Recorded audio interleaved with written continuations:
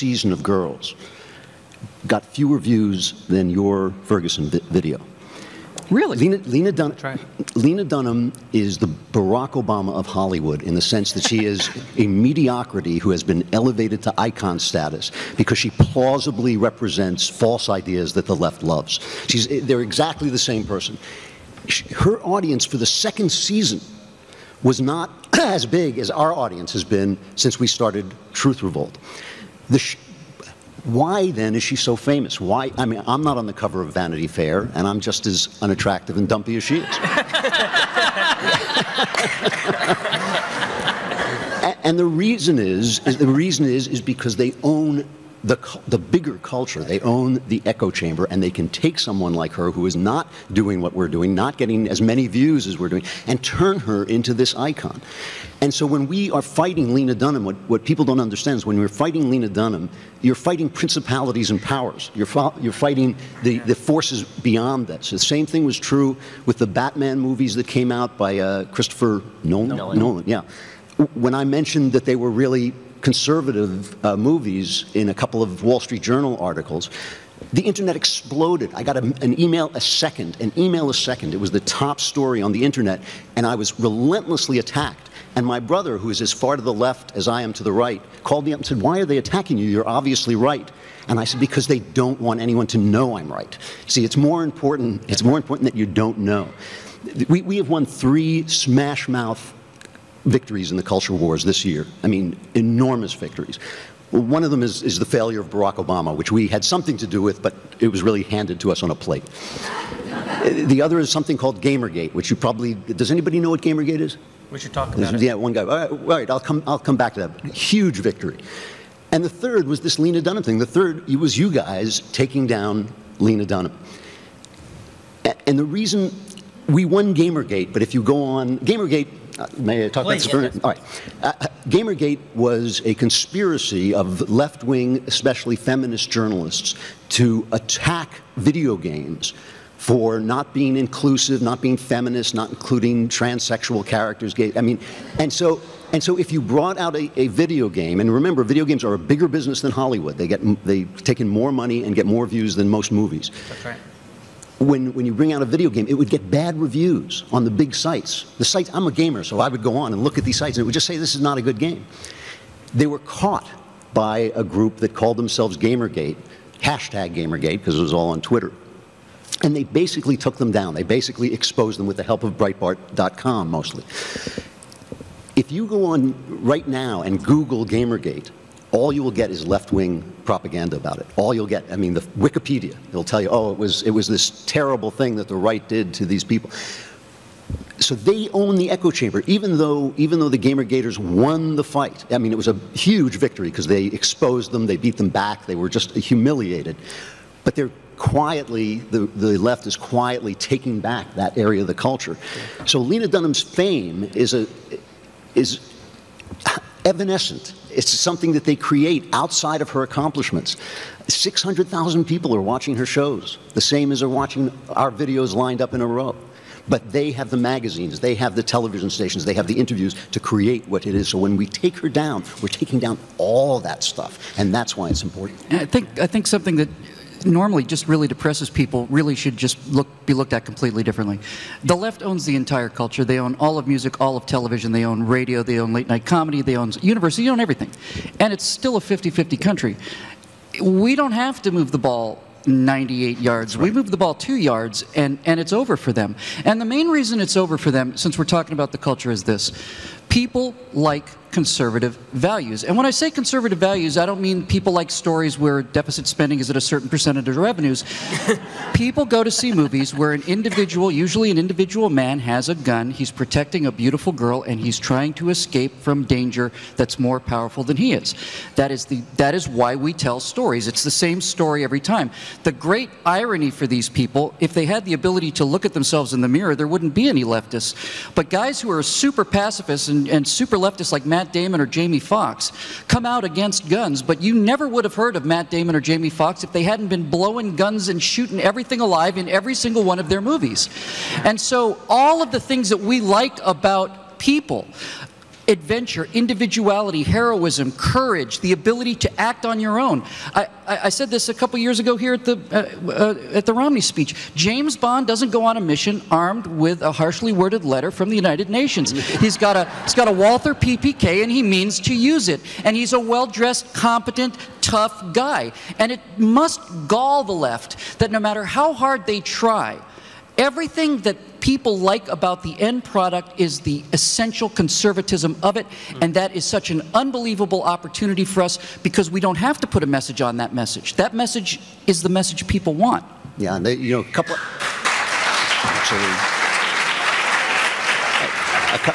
couple years ago, the New York Times wrote a story complaining that there were no abortions as happy endings in movies. And why couldn't abortions be happy endings? And they really don't know the answer to that question. They cannot figure it out. And what Bill is saying is absolutely right. We win every time unless we let them, you know, screw the pooch, unless we let them change the message. The message is always, a message of a good story is always going to be conservative. And just as a very quick coda to that too, when they make this to me is the great victory for us. Whenever the left decides to portray a conservative on television, they'll over-conservatize him. They'll make him a cartoon, a parody, and that character, who's designed to be the foil, universally becomes the most popular character on that show. And that started back when this whole leftist attack on the culture began, which would be in about 1970 with All in the Family and Norman Lear. All in the Family changed America. And All in the Family set up Archie Bunker to be the foil. He was stupid, he was racist, he was mean, he was cranky. Mike Stivic, on the other hand, very well educated, well spoken, very compassionate, very tolerant. And all of America understood that Archie Bunker is the person they love, because they could not escape the fact that Archie Bunker goes to work on a loading dock every day so that Mike Stivic can live in his house for free. They can't get away from that. They can't. And so on some fundamental level, the American people were supposed to hate this man, but they ended up loving him because they understood he's being mocked daily by this harpy that lives on his shoulders, and Archie is paying for this guy to give him all this crap all the time, and still he allows it. They don't understand how they destroy their own philosophy. And Denny Crane is another example of a conservative who is written to be a joke. And Denny Crane starts pulling guns out and laying them on the table, and people start just cheering. And the Alec Baldwin character on Jack Donaghy. Alex P. Keaton. Exactly, Alex P. Keaton. They try to make them into buffoons, but the American people connect to our values. There's never been an open field of gold lying there like there is for us right now in the culture. Never. And that's the stuff that people watch. And I think this is really the key point. The conservative movement has spent the last 50 years hating young people. Wondering why they can't get young people, but hating young people at the same time, because young people are glib and they're stupid and they watch 5-minute videos, and because they won't read Russell Kirk. And all of that's true. Young people are glib and stupid and won't read Russell Kirk. But the one area in politics where the right has completely blown it, and we have not blown it with regard, if we were a business, right? The truth is that the TV industry was started by conservatives. If you look all the way back, at the founders of CBS, and you were looking at the people who created these networks, the General Sarnoff and company, these were folks who were actual conservatives. They voted Republican, and because they were business people, and so they realized we have to cater to a particular audience.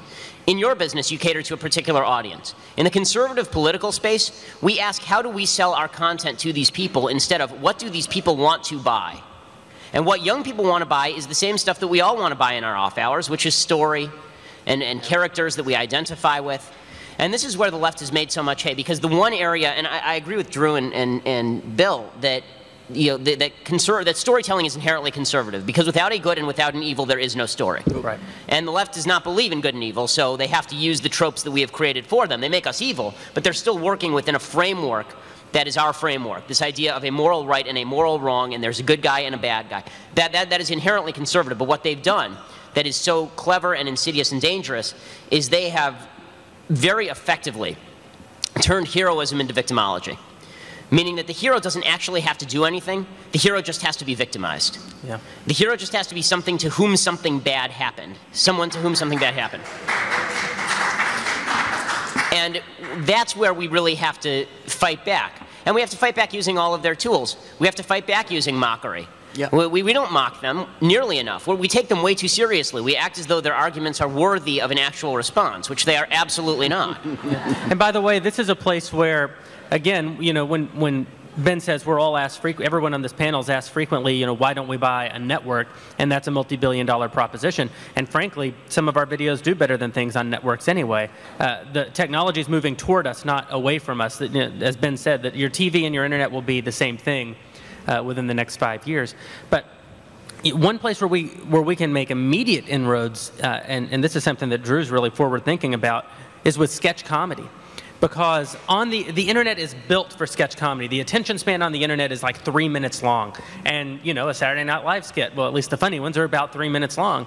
As they get later in the show, they drift into like 7 minutes. You don't know what they're talking about. Jimmy Fallon's laughing, and you're like, you're not even on this show anymore. I don't understand. But so a great political video, an out-of-the-park hit political video, will be seen by 1 million people. And that is a huge number of people. But an average comedic sketch on YouTube will be seen by 10 million people. And some are seen by 100 million people because people love entertainment. Entertainment functions an order of magnitude or 2 orders of magnitude away from political content. And the beauty of sketch comedy is you get to decide what you make fun of. And no one ever mocks the left. So we would love to see, as our organization grows, we want to start doing comedic videos that don't promote our values, they just ridicule their values. And I think that that's somewhere we can go.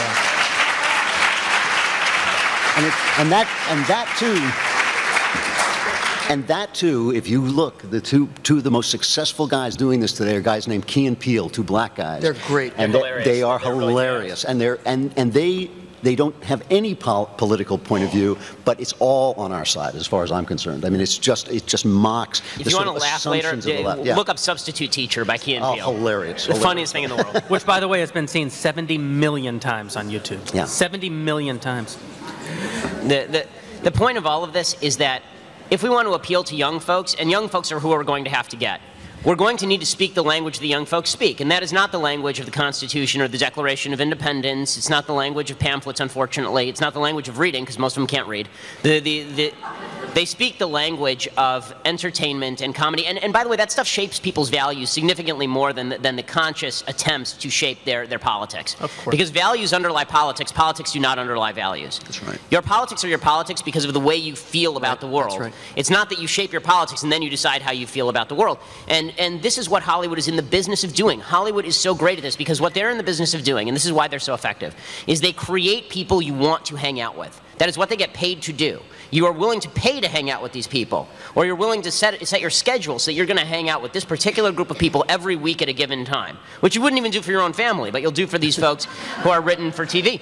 And then what they do is they take these characters who you like so much because they're so likable and they're so funny and they're so witty and they're so interesting and they have such interesting lives, and then they take those people and they have them do things that you find atrocious.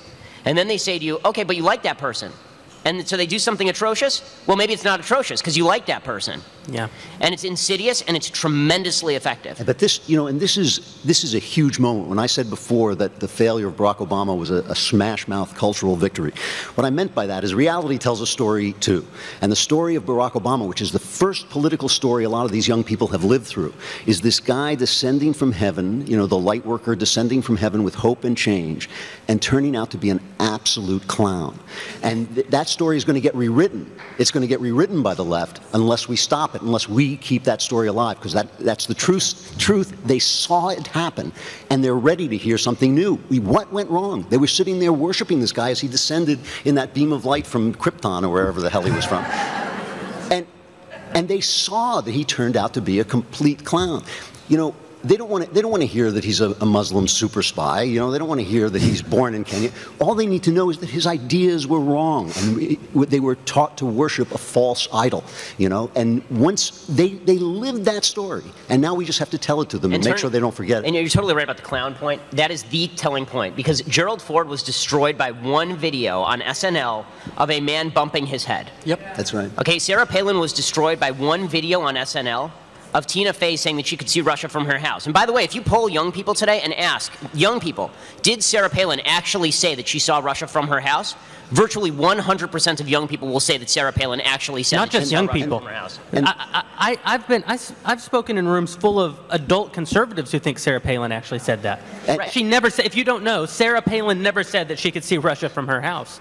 That is not true. Tina Fey said it on Saturday Night Live, and it's part of how we now perceive the world. And listen, the chief political satirist, the chief political writer for Saturday Night Live, said of Barack Obama, he was a 10 out of 10 impossible to make fun of because he was like a wall of smooth black obsidian that you couldn't find anything mockable to get hold of. He couldn't make fun of Barack Obama. He couldn't make fun of Barack Obama. I mean, come on, think about that for a minute. That's insane, you know? So if they are that blind that when they look at Barack Obama, they see somebody who is unmockable, the fruit is lying on the field. It's not even low-hung fruit. It's just fruit lying on the field. I'd just like to just use a very, very quick example to explain to you the power that a movie narrative has of telling a story in terms of politics. So I'll make this very, very quick. I have a movie I'm working on called The Common Sense Resistance. And in this movie, we have a young man who's living in substandard housing and he's got okay food and so on. He's selected by the powerful to infiltrate an organization, an underground organization. And he's sent a girlfriend and all sorts of other things. He's promised all kinds of riches. The man descends back into the underworld where he's living under the city. He's getting shot at. He's basically eating rats on a spit. He's living in sewers. People are coming at him to kill him. Other people are dying to protect them. And at the emotional climax of this movie, this guy takes a bayonet from a former Iraqi war guy, and he cuts open his forearm, and he pulls out this little chip that gives him all of his social benefits, and he puts it down on the concrete, and he smashes it with the butt of his bayonet. And that's the center of the movie, is his decision to live in this world of danger. Now, every single person that watches that scene is going to be on this guy's side because he's done something dangerous, painful, he's given up something good, he's given up something easy for something horrible, dangerous, and painful. What politics have I put into that? I haven't put any. Is he leaving the world of communism to join an underground resistance of people who are for freedom? Or is he leaving a world of evil corporations to join an underground world of socialists? It doesn't matter, and people don't care. So the fact of the way the story is structured automatically puts you in that person's shoes, and whatever that person does, you start rooting for. The politics should be completely transparent. It shouldn't be about these things. It's a guy doing something heroic or something dangerous or something like that, and the audience is with that person automatically because of how the story is structured. When you can deliver that kind of content, a great example of this was the movie 300, I think came out in 2005. It was a cartoon kind of a version of the Spartans making the stand at 300. I saw that movie in Santa Monica. Santa Monica is where they think vegetables should have human rights. Because a lot of vegetables do have human rights in Santa Monica. But I saw that movie in Santa Monica, and I saw 15-year-old boys coming out of that movie saying the Spartans are the Marines and the Persians, and they got the whole thing, and they got men standing up in front of the women and fighting and all that. They got it. They got it immediately. It wasn't about anything today, but it had an enormous influence on how people saw the idea of defending your own cultures and warriors and responsibility and dying for a cause. That stuff has a power orders of magnitude beyond what we can do. And that's what the left has had to use to get the influence they have. And I would say, too, that on this concept of what we mock, not necessarily what we champion, one of the most heartbreaking stories of the week this week for me is that Peter Jackson, who's the great director of the Lord of the Rings trilogy and the subsequent terrible Hobbit movies, Peter Jackson, this isn't just something that happened in his personal life. This is something that is in the behind the scenes of the second Hobbit movie on Blu-ray. So it's a part of the story he's telling about the movies that he's made. He presented Stephen Colbert with a replica sword from the movie, and he told him, this is to help you defeat those Tea Partiers in the upcoming election. Here's a man who made 6 movies about Sauron, about the power of narcissism, about the appeal of power, about a creature whose entire purpose is to exert his will over other people. He made 6 movies about small bands of little individuals trying to fight that power, and when he's confronted with his real-world politics, he automatically goes to the power-hungry left instead of the story that he's been telling for the last 12 years. But even more specifically, he made the most conservative trilogy of movies probably ever made. But he doesn't know that he's ever met a conservative. And the fact that it was Stephen Colbert that he presented the sword to is so informative, because Stephen Colbert is the reason that Peter Jackson not only doesn't know that he's conservative, but doesn't know that he's ever met a conservative, even though he's probably surrounded, and even though most of the fans that probably come up and talk to him are not just conservatives, but Christian conservatives, and not just Christian conservatives, but American Christian conservatives. Why does he not know who those people are? It's because Stephen Colbert is conservatives to the left. They've created this caricature of what we are. If you want to know what young people think about you, they don't think that you're a good person who's just trying to maintain basic fundamental human liberty. They don't think you're a good person standing up for individual responsibility. They don't think that you're an individual person who just thinks that people should be entitled to keep the fruits of their labor, that it's actually better for the poor if we have a free economy, that it's actually better for society if we have a strong military. No, they think that you're an evil, racist, warmongering, bigot, homophobe who actually wants to put black people back in chains and strap dogs to the roofs of your cars, who wants to put women in giant binders where they're not allowed to have sex ever again. That's what they think about you. They think that you're a bad person because Stephen Colbert plays you on TV. And when Peter Jackson hands that sword to Stephen Colbert to fight you, it's not to fight you. Peter Jackson would actually like you. He probably even would, to his surprise, agree with you. He doesn't know you exist. He thinks that the character that Stephen Colbert plays is who actually votes. And that's why we have to get busy mocking them. Yeah. We have to create caricatures of them. What did Peter Jackson do?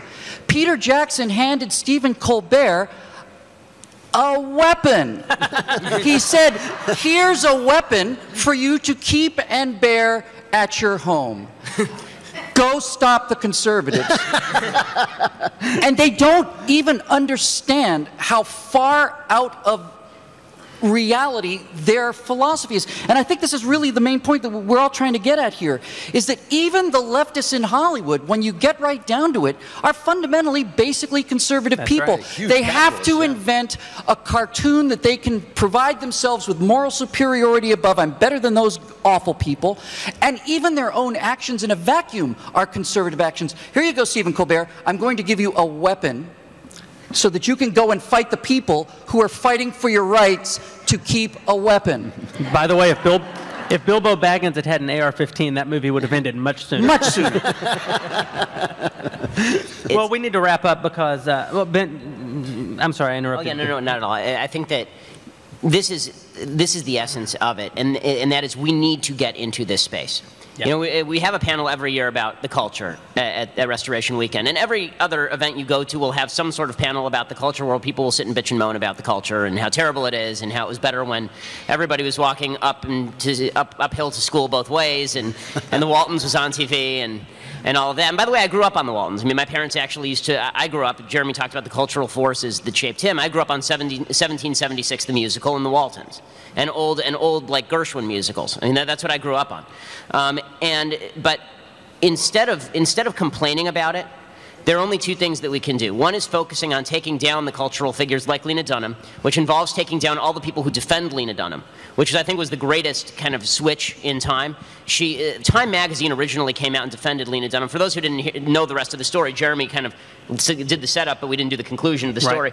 Right. Lena Dunham, who writes for HBO's Girls, she writes all the scripts. She's this 28-year-old woman who's most famous for being lumpy and hideous and getting naked as much as humanly possible on her own show. My favorite part of her memoir, by the way, is where she complains that Hollywood wants her to get naked too much. She writes her own show. Yeah. She writes her own show. It's like the Menendez brothers complaining that they're orphans.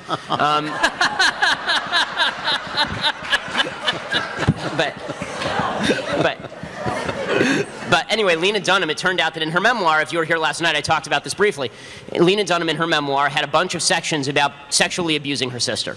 And the left came out and, I mean like actual sexual abuse of her sister, her younger baby sister. And the left came out and defended her originally. Time magazine ran her quasi-apology. They defended her. This is over the top. How could these right-wing conservative websites attack Lena Dunham? 2 days ago, Time magazine ran a piece basically saying that Lena Dunham shows that we need to take sexual abuse more seriously. Wow, that's right. Meaning that's that he did this. The machine collapsed this guy did that, him, by himself. with your support and your platform, this guy here by himself did that.